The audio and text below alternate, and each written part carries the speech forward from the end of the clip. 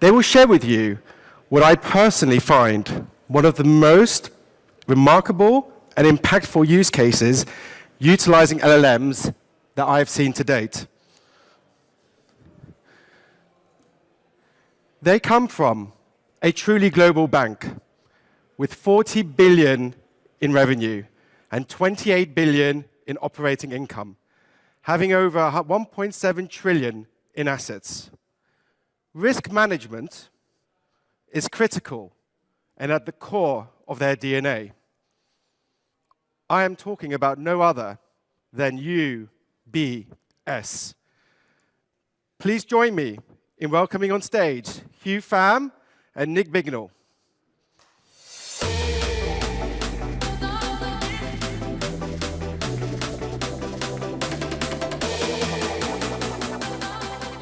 Thank you, Joran. Hi, my name is Hugh Pham. I head up the transformation and automation team at UBS Operations.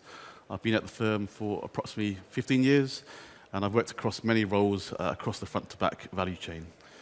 Today, I'd like to talk through a very recent risk-based use case, harnessing the power of large language models.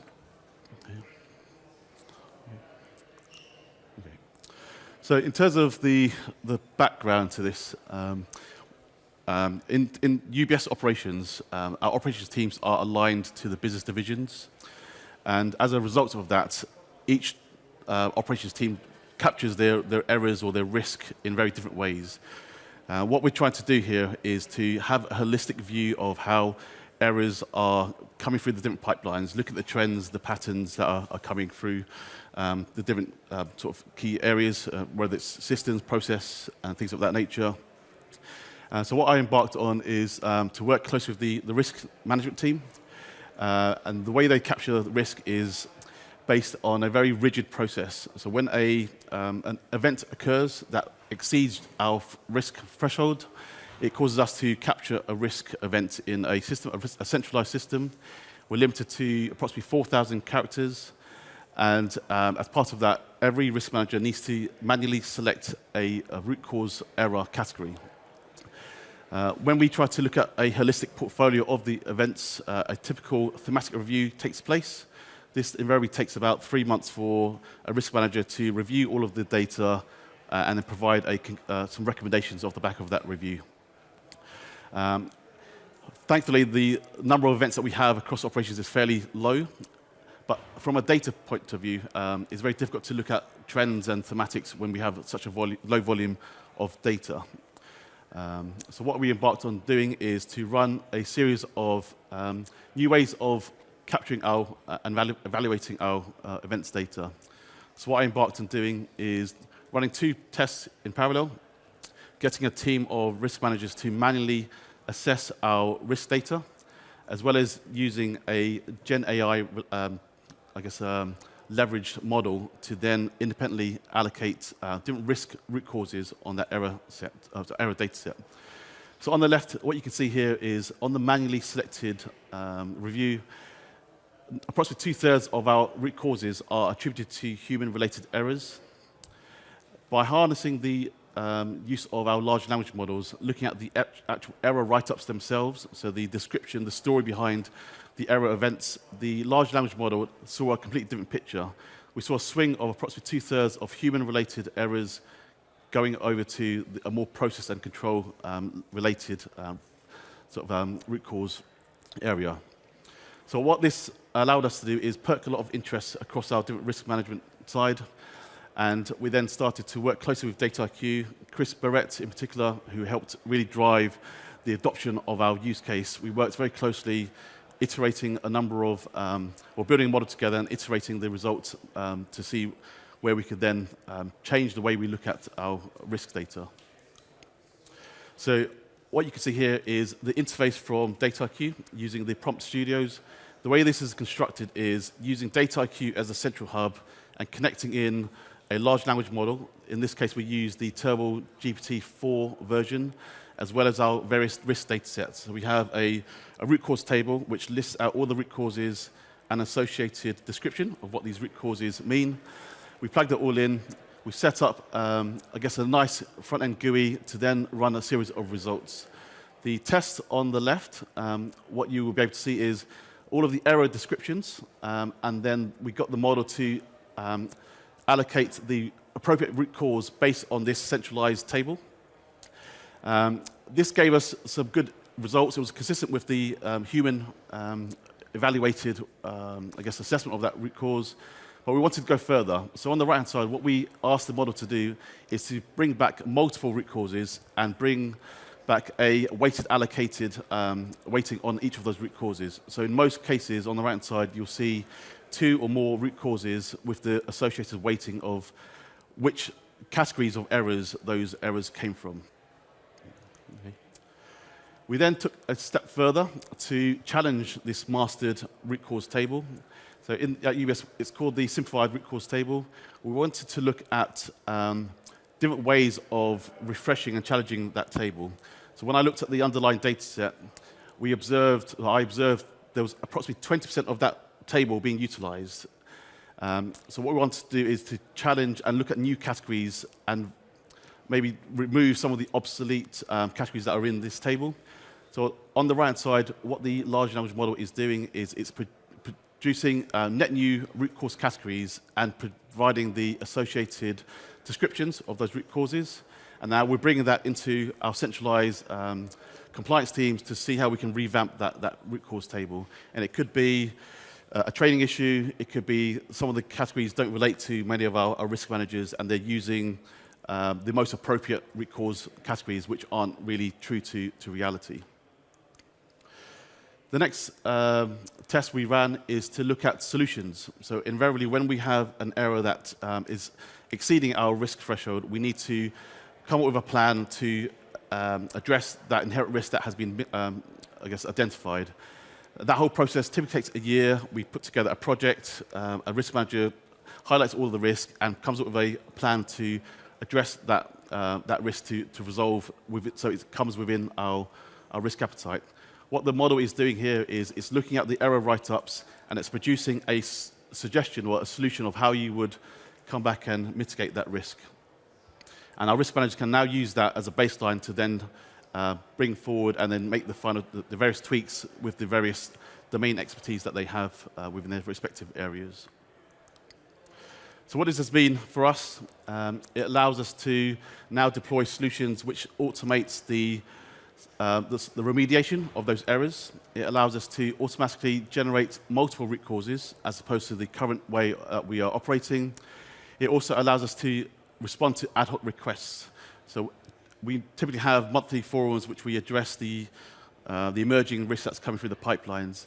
And for our risk managers to respond to those requests, it needs to be carefully prioritized. It could take, we can maybe fit in 2 or 3 of those requests a year. But what we can do now is we can interrogate the whole data set. We can come back and respond to requests such as, is there a heightened risk around our 4i checks? With the recent merger with Credit Suisse, do we see an uptick in risk as a result of people maybe dropping the ball or capacity issues that have resulted in an increased level of risk? It also has opened up a lot of dialogue with our teams. So what we have is other teams who are keen to join the journey or start their journey. They're reaching out to me and my team to find out how we've gone about the approach, some of the lessons learned we have, which Nick would talk to us in a bit, but having that infrastructure which we have to start the journey a lot quicker. There's a concept of a golden path, so going through a gallery of success stories and being able to share it with other people allows others to get there a lot quicker without having to make the same pitfalls and the same mistakes. I'll now pass you over to Nick to talk through the support that he provides centrally for our organization. Thanks, Hugh. Yeah, so fundamentally, I'm Nick Bignell. I've been at UBS for 24 years. And 7 years ago, we set up what we call the Data Science Service, which is a platform service providing data science tooling and capability for the entire group. And we've set it up in a way that we can, we've basically broken it down into four different sort of product areas or capabilities that we provide from that service. This is so that we can get the products out to all of our users as easy as possible. The idea being that they can just effectively just turn up with their data, and they don't have to worry about so much. There's still quite a lot they have to worry about, but there's some of this, we take as much as we can off their hands in terms of like the underlying stack, and particularly all of the controls and governance that you have to go through just for standing up an application within a highly regulated, complex organization such as UBS. So we start off with the user enablement. So this is where we basically get the users or the people using the tool up to speed as quickly as possible with training, with information about how they, just the simple things like how do you request access to the particular instances that we have of Dataiku that are available across the organization. Even just deciding whether Dataiku or whatever tool it is the right tool. We provide proof of concept environments and stuff like that so people can really get to grips with it before they commit themselves too far down the line. We manage the licenses that we have within the organization, and we're really providing a sort of community within the organization for data analysts and data scientists to work together across. I mean, we've got very siloed divisions within UBS, and so this is a way that they can actually cross-pollinate or talk to each other and work out solutions together. The core of what we do is engineering. So all these data science platforms, these tools are complex tools, and like any application that you put and deploy within a regulated organization, you have dozens and dozens of controls and checks and approvals that you need to get through to bring a platform into production. We also make sure that upgrades and maintenance. So we target two upgrades of the platform every year, and if any of you try to do upgrades of a platform within a large organization, you know that there's a long lead time to be able to do that. So we consider that for an organization like UBS to be quite aggressive, and we don't always achieve it, but we are as near to the latest version of the product as possible, so that Hugh and our users have access to the latest features or as near as we can get it. We partner as well with the vendor, so we manage that relationship. So I'm the contract manager, I'm the relationship manager, I'm the service manager, the product manager, so all these hats and all of the responsibilities and controls that go along with that. Where we work closely with the vendor managing the contract. So UBS has some stringent legal requirements when it deals with its vendors, so we've got to, that sort of thing is important. But we also deal with external consultants, partners of the vendor, to provide additional training and help with, number one, the user enablement. So we utilize that capability, and we use quite extensively. We use the partners to do that training. And finally, it's the product managers itself. So this is understanding the standards, the policies that we have within the organization. So for governance primarily, so you've got model governance, you've got system development, lifecycle governance. So allowing users like Hugh to be able to navigate those policies in the context of a data science tool. And because if there are other policies that come into play, like end user computing as well. So depending on what the use case is, their interpretation of those policies. We saw an example earlier where people, I think it was, but they were looking at policies within the organization and trying to work out how and it's a similar kind of process that we have as well to try and help the users navigate which policies and how to interpret them for the particular use case that they're running through. We also do incident management as well. So we have a tiered support level. So if a user, we try to funnel all incidents that we have on the platform through our team, so that users aren't going direct to the vendor on stuff that we may have seen before. So we bring those incidents through our own ServiceNow ticketing systems that we have internally, and then my team will initiate. It doesn't always work. We have users that go rogue and contact the vendor directly, but generally we try and bring that. So what it means is that we can get a quicker turnaround back because it's internal. If we've seen it before, we can deal with most of the incidents that we see are to do with UBS environment, which is not to do with the vendor itself. So, that's another thing that we do in terms of trying to improve the responses and uptime that we have for the users and the workflows running on them. Yeah, so that's it. Yeah. So, thank you. Can people still hear me? Actually, yes, no, yeah. Okay, good. I see some people on the blue zone. No, I'm just joking. Everyone's on the red, so that's good. We'll just do this one more. And then maybe it's good if we get you two to stand together, because otherwise I won't be able to address both of you. So we first had the slide and we called it obstacles, but then we thought, no, we're going to talk about obstacles overcome. So that's good news. I'll just put that there because we don't need it. Yes, I started off, I was a bit cheeky, right? Because I think this is one of the most exciting LLM use cases that I've seen. What I'm very curious about, so hopefully at the drinks, you can tell me what other talks you've heard of today that's inspired you, or some use cases that you're currently working on yourself. But before we do that, Hugh, Nick, absolutely thank you for showing what you did there. But Hugh, it sounds like what you just showed is a fantastic solution, but to an issue. But why not just fix the way that errors were handled rather than build this complex LLM tool? It's a great question, Jeroen. So am I still audible? Yeah. I think there's I guess a long-term focus and a short-term focus. There's definitely room to improve our operating model. But for us to get started, I encourage the team to look at different ways of disrupting the way we operate today. So this journey started in a very organic manner, so understanding our regulation, our control framework, but having a go by working closely with the business was the first piece, to understand where there's value in making a change. And then starting to build a small, I guess a prototype to then grow it and make sure we get the right people to understand what we're trying to achieve here. For us to look at the operating model in isolation will get us to where we want to get to a lot slower. So it's about having a working model that you can then show to others to change the mindsets. So that was the approach, and certainly I saw that on our side, and Nick will echo that as well. You start small, you get the interest, and then you start to snowball the interest with the right decision makers, and then you get the buy-in, the sponsorship, and then you're able to then make a difference.